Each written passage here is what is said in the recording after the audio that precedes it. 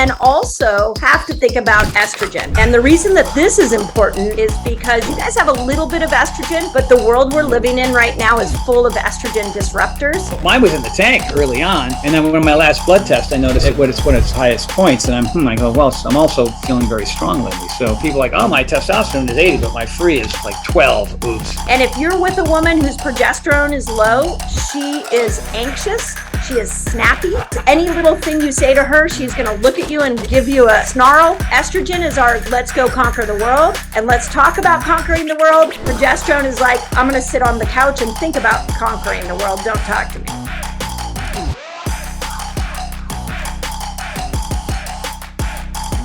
Your conversation today is really about hormones and how they pretty much determine everything. You know, a lot of people saying, oh, hormones, those are important, right? What do they do? How do they affect us? But, you know, they do affect everything from fasting and nutrition and exercise for both men and women. So without further ado, ladies and gentlemen, thanks for being here. Let's put our hands together, even though I can't hear them, for Dr. Mindy. Thank you. Thank you. That was quite an introduction. You know, off the cuff, based on what I know and based on our conversation yesterday. But yeah, I'm really looking forward to kind of, you know, what we're going to be chatting about today. So awesome. Take it away. Awesome. Well, I mean, you could pretty much spend about 5 hours talking about hormones. But what I have noticed just in the work that I've been doing is that we are living in a world that's pretty much hormone illiterate. We women especially don't understand their hormones, and we really need to understand our hormones. And men, you guys are a little more simple hormonally, but you also don't really understand your hormones, and most men don't even understand women's hormones. So, and the sad part about that is that they literally drive everything we do. They drive why we choose what foods we choose. They drive when we feel like we want to work out or not. They drive if you're going to get a happy face on the women in your life, or you're going to get somebody who's really snarky. They literally drive every single one of our human behaviors, and we don't understand them. Like, people just don't understand them. So what I want to do over the next little bit is let's just give you some basic hormone knowledge. And then what we can do is we can talk about, like, where does exercise fit in? Where does food and fasting? Because one of the things that I have done is once I really understood hormones, I started to map everything to them. And it was like, when should I be eating based off my hormones? What should I be doing workout wise from my hormones? Why do I crave more carbs at certain time of the month? What is that hormone? So I started to understand how to really time everything to these hormones so that they were finally in balance. And, you know, I'll tell you a story that is always kind of surprises me is one of our closest friends ended up getting divorced during the pandemic. And the husband called me, and his wife, the wife was going through menopause.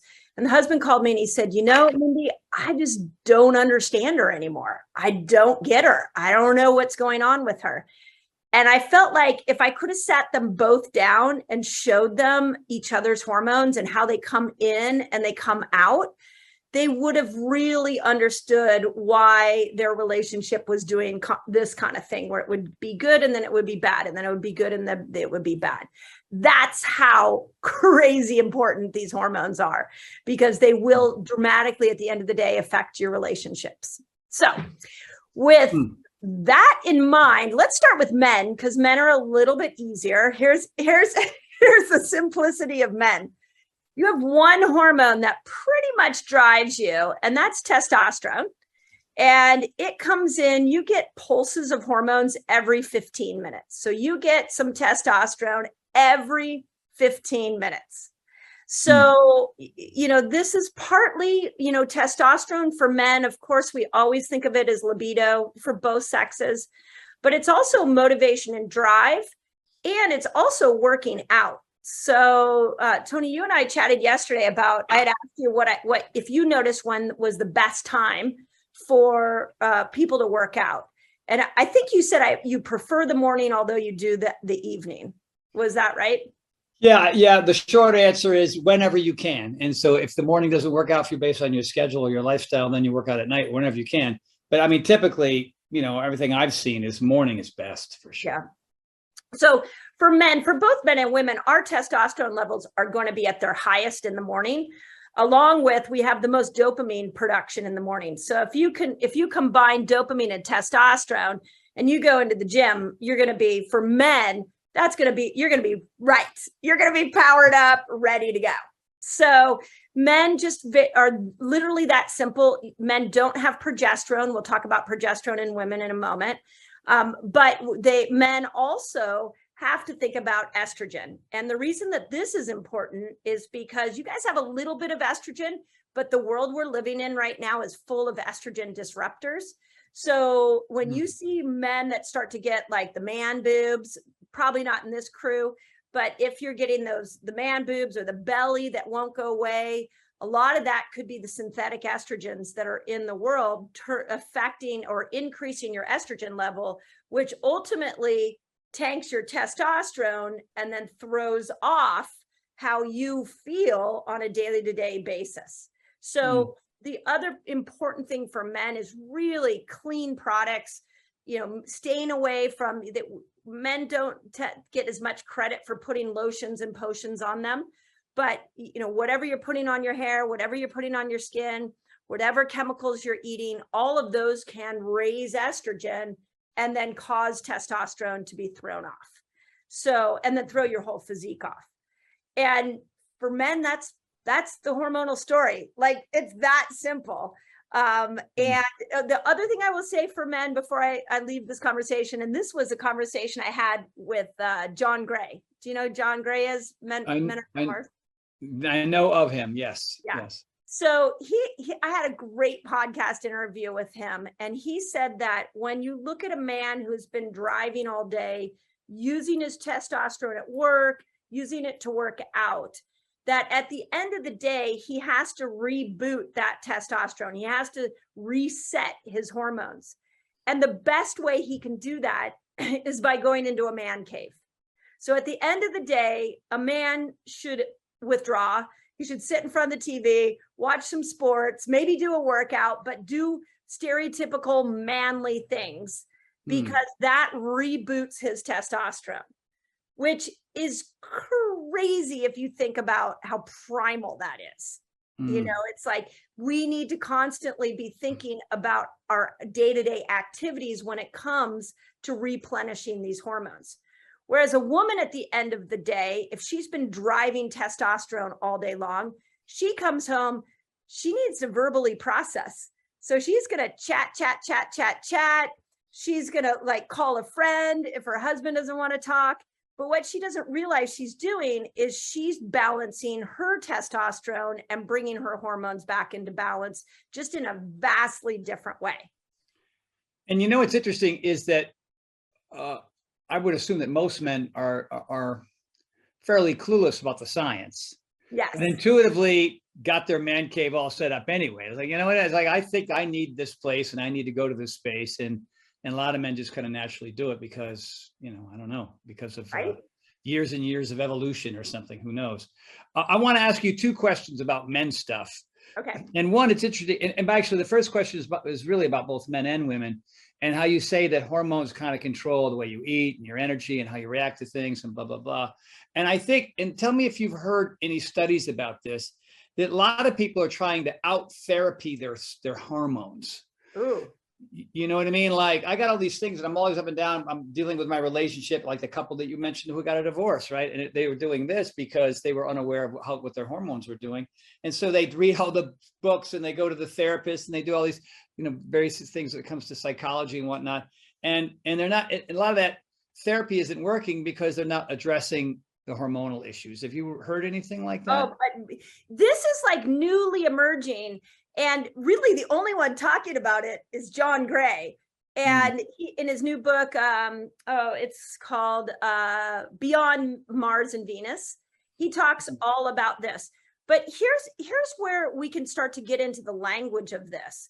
Is you come home at the end of the day and you just, if as a woman, I can tell my husband, you know what, I've had a really tough day. I'm wiped. I need to just verbally process for 10 minutes. I just need to talk out what happened to me today. And the man just lets her talk. Just let her talk. He fully listens. He doesn't try to fix it. Yep, exactly. Doesn't try to fix it. And then at the end of her 10 minutes, she was only given 10 minutes. This is per John Gray. Then he can say, is there any way I can support you? And if there's something to be dealt with then, and then he needs to go. He's got to go, you know, work on his car, play, you know, go out into his backyard and do plyometrics. He needs to go watch a sporting event, like let him go away. And then the woman needs to give him permission.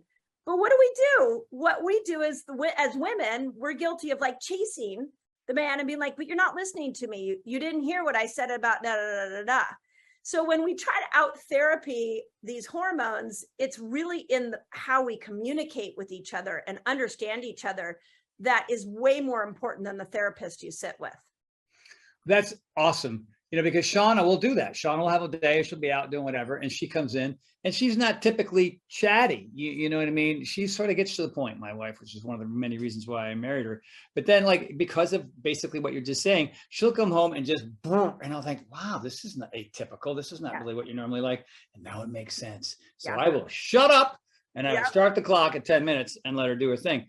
The other question I had is, and it's interesting, and this is one of the things that I've learned. I'm curious what you know, based on what you've learned and what you know, is that for me, I have extraordinarily high testosterone levels. I get tested every 6 months. And you know, I don't no HDH, no testosterone, anything. It's just because I work out 6 days a week and I try to lift the house and climb ropes and do all those things. You know, it's usually like close to 1,000 for a guy 64, which is kind of freakish. Everybody's like, you got to be taking something. I go, no, it's just that. But the other thing too is, like, I'm always trying to help men. I'm trying to help motivate men to be more consistent with their exercise. And so, you know, I think a lot of times, even men who are married, who have kids, who are in their 30s, 40s, and 50s and beyond, are still exercising for aesthetic purposes, you know, based on their egotistical things. Like, how do I get bigger? You're 55. You're an accountant. What are you playing rugby on the weekends? Right. Why do you want to be bigger, dude? You know what I mean? Like, you have to train hard and eat a bunch of food you don't want to eat, and then you're bloated all the time. You're going to sleep is going to go to crap. It just blows my mind that why people do that. But once I can kind of get in their head and I say, what a purpose would be, maybe quality of life, longer life, a better sex drive. I notice for me that, like, if I don't work out for a couple of days, I don't care about that. But when I have really intense workouts, you know, I'm ready to go, you know, and Shauna appreciates that. She's 17 years younger than I am. And so can you speak to the hormonal shift that happens in men because of exercise and regular exercise, what that does for their sex life? Yeah, well, so here's what's really interesting is that in that story, what that man is saying to you, if he could truly understood himself, he would say, I need more testosterone. So I want to bulk up because the more muscle I have, the more testosterone I'm going to have. Right. But he doesn't know that. He doesn't know that that's what he's searching for. Oh, wow. Interesting. Yeah. And we are in a low testosterone world. And here's why. We have got chemical toxins in our environment, specifically phthalates. So your colognes, anything that you're breathing in, your air fresheners, those are going to tank testosterone. So historically right now, men have less testosterone than ever before. So what that man who just said, I want to bulk up, what he really is saying is, I need more testosterone so I can feel more manly. But he doesn't realize that it's the hormone that's driving that desire. And this is the crazy part about hormones. Now, for women, and this is why, and then we'll talk about libido here in a second. For women, what's really interesting is she needs testosterone to even get into the gym. So her motivation and drive to get to the gym to build muscle is going to require testosterone.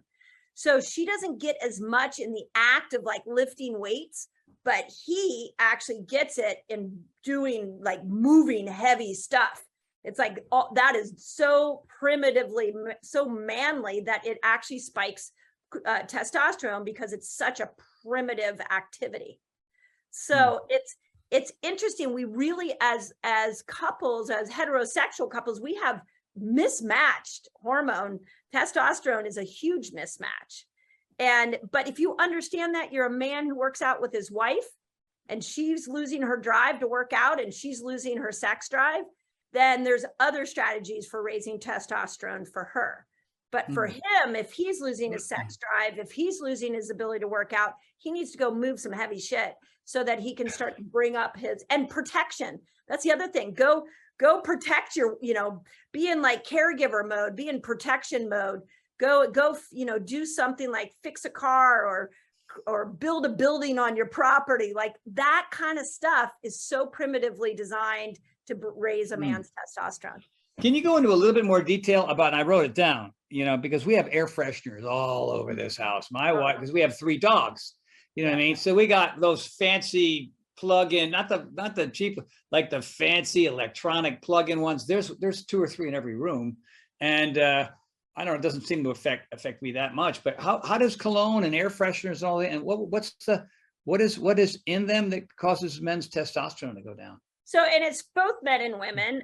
It's called phthalates, PHLATES. And phthalates are primarily found, it's a toxin. They're primarily found in colognes and air fresheners. We do see them in meats a little bit. We're seeing especially conventional meats. And what they do is a phthalate will block the receptor site for testosterone. So if a man makes testosterone, he can't use it. So it's like the entrance in for testosterone into the cell. He can't get that into the cell, even if he's making it. So you talk about how high your testosterone levels are. That's awesome. And then the next question is, are you using it? Is it going into the cell? Well, you have testosterone and free testosterone. Free testosterone is the stuff that you get to use. Yes. And mine was in the tank early on. And then when my last blood test, I noticed it's when its highest points, and I go, well, I'm also feeling very strong lately. So it's people are like, oh, my testosterone is 80, but my free is like 12. Oops. Yeah. So it's not good. Imagine where it could be if you took the plugins out. Coming out after this conversation, I'm going to fill the house with poop. Are you kidding me? I'm going to go the opposite direction. There was a great scientist that wrote a book last year called Countdown, and she actually ended up on Joe Rogan.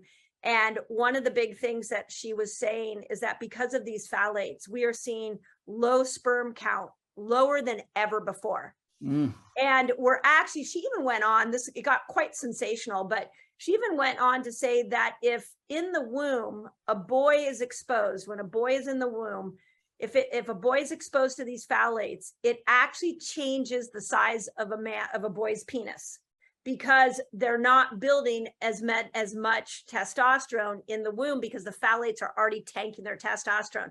So boys right now are coming into the world with smaller penises, less sperm, less testosterone.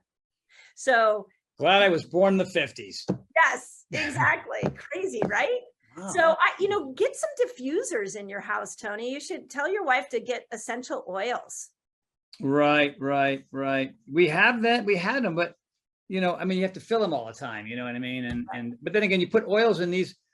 These are also oils that go into these things that are plug-in. So maybe they are diffusers, and maybe that's why. Maybe just put natural oils in them. Because what it's also doing to her is it's tanking her testosterone. And for women, especially if they're over 40, how that shows up is really bad libido. It also shows up as their drive and motivation goes away. And especially they start to lose muscle. So you've got women who are over 40 and there's, millions of women I've heard that just say, I don't feel like working out anymore. I have no sex drive. I can't seem to complete a project. That's all signs of low testosterone, and that's all chemical phthalate related. I think my sister, for example, seems to be, I know menopause has a lot to do with the shift, but she's 50. I'm 64. She's 58 or something like that. And so, she used to be leaner and athletic, and everything's just harder for her. She's just keeps gaining weight.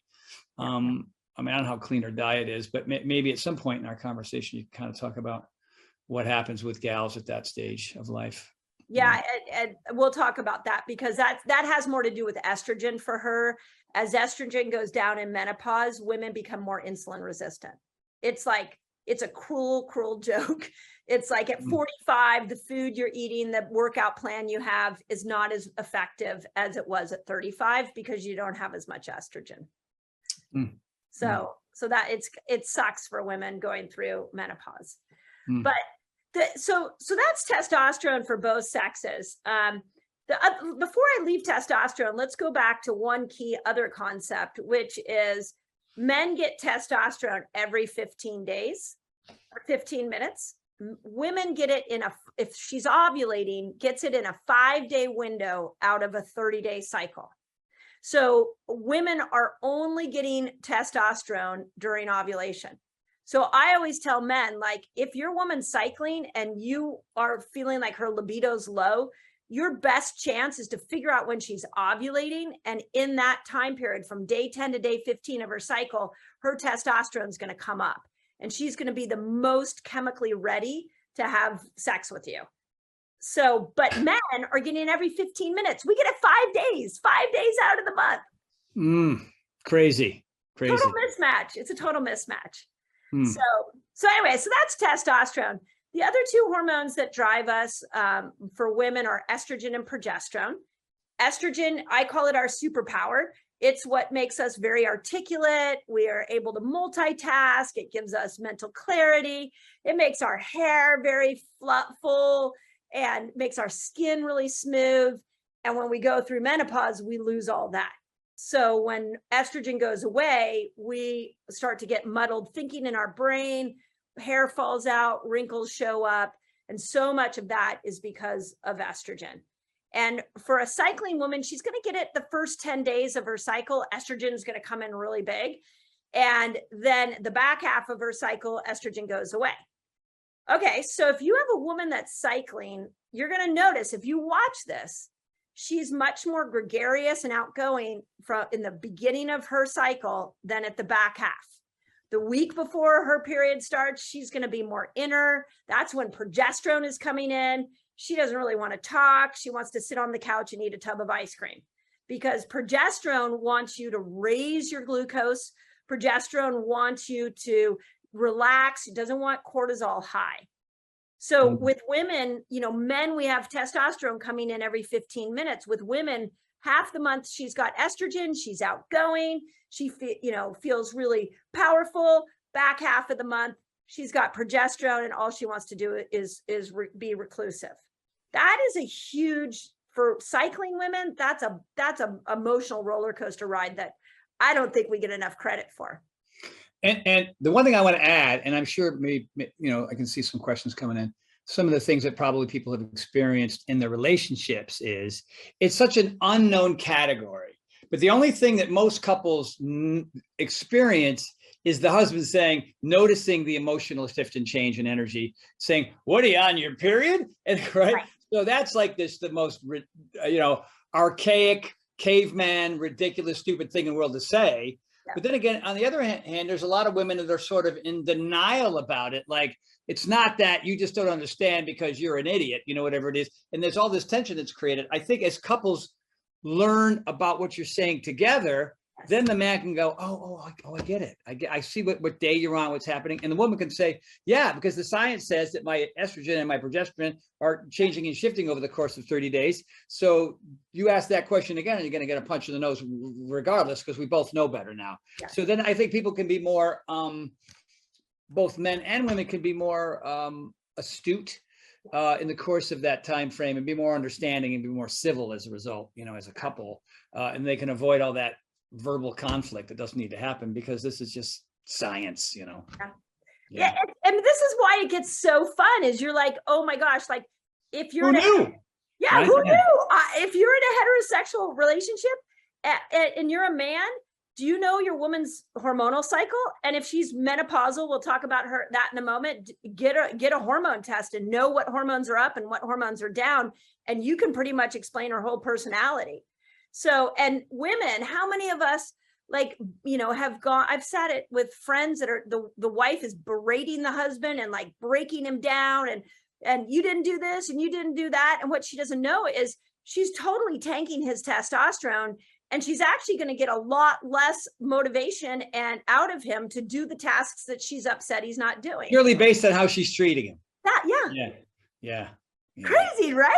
Wow. Yeah. You're emasculating the man, right? Literally by just berating him, being mean like that. Yeah.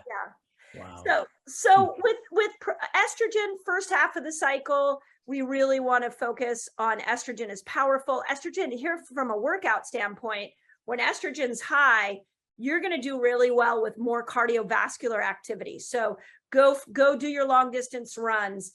You also are going to do really well in that front half of the cycle. If you have a new workout to put in and it's tough, go ahead and put it in there. That from day 1 till about day 15, amazing. Go ahead and just push your workout. But after day 16, progesterone's trying to come in, and progesterone's what calms us. It's what makes us relaxed. It gives us more intuitive power. So on the back half of our cycle, we should do more yoga. We should do more hiking. Some of the gymnastic stuff you talked about yesterday, like maybe even a lighter version of plyometrics, should be done on the back half so that we're not spiking cortisol. Once cortisol goes up, progesterone goes down. And if you're with a woman whose progesterone is low, she is anxious, she is snappy, she is, any little thing you say to her, she's going to look at you and give you a snarl. So progesterone is our chill out. Estrogen is our let's go conquer the world and let's talk about conquering the world. Progesterone is like, I'm going to sit on the couch and think about conquering the world. Don't talk to me. So it's really a vastly different hormone at different times of the month that now create a different personality for us. I have 2 questions. One, and you've mentioned heterosexual couples quite a bit. You've sort of purposely sort of said that, and I'll get to the gay couples and how that would be different for them. But the first thing I wanted to ask is, let's say you've bought into a program, right? And men, their testosterone's every 5 minutes or whatever it's often. And so whether it's yoga or chest and back, you did P90X, right? Your cycle was blah, blah. On certain days, you had plyo to do, and maybe your progesterone was saying, what are you doing plyo today for?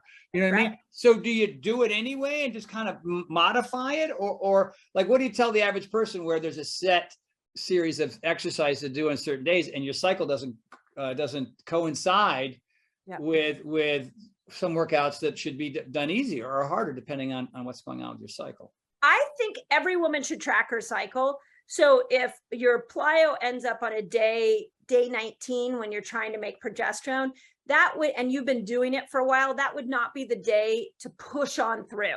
So you talked about this yesterday in the new Power of 4, that you had those pause buttons. That would be the time to do a pause. Like, you can still do the activity, but it's not your push on through day. Whereas on day 5 or day 7 of your cycle, you better be pushing through. That is when you're hormonally ready for that. Wow, that's so good. I don't know how many, the cool thing is, this will sit on the website and people will be able to watch this, at all days and times of the year and week and months. So that's excellent. So for those of you that are watching in here, man, this is gold. Now, let me ask you about, and not only gay couples, but sort of men that aren't gay, but have, lower testosterone levels and higher estrogen levels. And, that like a lot of gals are just these tomboy types. Not all men and women who are heterosexual have the same levels. Mine changes both of mine change all the time based on my blood work. Yeah. So, what do you say to, I guess some men just have lower testosterone and higher estrogen and vice versa for women, right? Yeah, I think everyone should run a hormone test, and it's super easy. The test I recommend is called a Dutch test. You can find it on my website. It's for both men and women, and see where you're at, just see where you're at. Like, I had an employee last year who ran one on himself, and his testosterone was really, really low. And so he was shocked because he was eating really well. He detoxed, like he didn't get it. But it did give him now a plan to try to raise testosterone. So I think let's let the hormone test tell us, because we do have a little bit, and I'm actually bringing John back on to talk about, what about all the non-binary people that are identify as non-binary? Like, how do we help that person figure out how to map their lifestyle to their hormones? And I think ultimately, when you really want to get this dialed in, you're going to need to get a Dutch test and get your hormones. And I see a world where we sit down, like, let's say it's in a male gay couple, they could sit down with their hormones and be like, okay, one of the men has really high testosterone, the other one has really low. Okay, so let's work on how do we bring up testosterone in one and maybe mellow testosterone out in the other one, so that their testosterone levels are more of a match. So it's all about just understanding the other person's hormones. They could also take that test and realize that and leave it, because they like the relationship works based on the fact that, like, I know a lot of, male and female gay couples, and there's always one that's sort of the more dominant one. The other one's more laid back, you know what I mean? And that just works. That's part of the attraction, I guess. Absolutely. So well said. Yeah. That could be really, really, but again, understand each other is the first start. Right. But you are absolutely right. Like, if one's takes on more male qualities, one takes on more female qualities, then okay, well, let's make sure that we're working with the one that has more female qualities and maybe more estrogen. If I had to guess, there would be more estrogen there. Let's help him figure out how to use estrogen to his best advantage. And for heterosexual couples that take the test, because men are just, like you said, it's pretty basic. It's these two things, and that's who we are. And, but if a heterosexual couple both took the test, certainly the woman would have a greater understanding as to why they're behaving the way they're behaving certain days of the month. And men would be much more sensitive and understanding and patient and all the things that their wife would want them to be, based on just a simple test that would tell them all they need to know.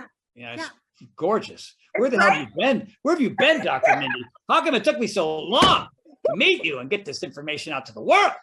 This is spectacular.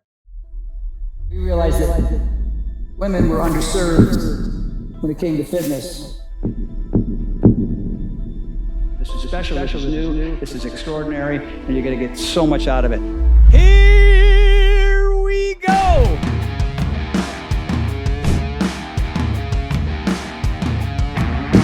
I didn't see myself going back into HIIT style workouts, thinking this is life for me now as a mom. Yeah, so this workout is perfect for the ovulation window. This is what you do the week before a woman's period. So it works. So new for women. We're going to love this. And same routine. You're just going to map it 3 different ways. I wish I was a gal. This is how I kind of train anyway. You know what I mean? So you listen to Dr. Mindy Pelz. Now, let's say, for example, you're a dude. I don't want you left out. This is an amazing workout. Brian is working hard. In rehearsal, he burned 600 calories. In rehearsal, all right? If you really want to improve your life, you can't do that without taking chances. And this is one of those risks that will guarantee you a reward.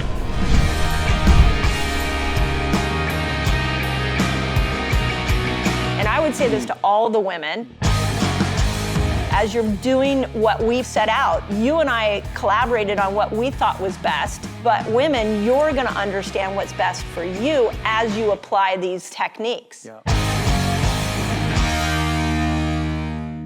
It's cool for women. It's a new thing, and I think it's gonna help a lot. The hormone regulation actually has been mind-blowing because my cycle's a little bit different. It's longer in the first, all this complication, and I'm completely on track. It's wild.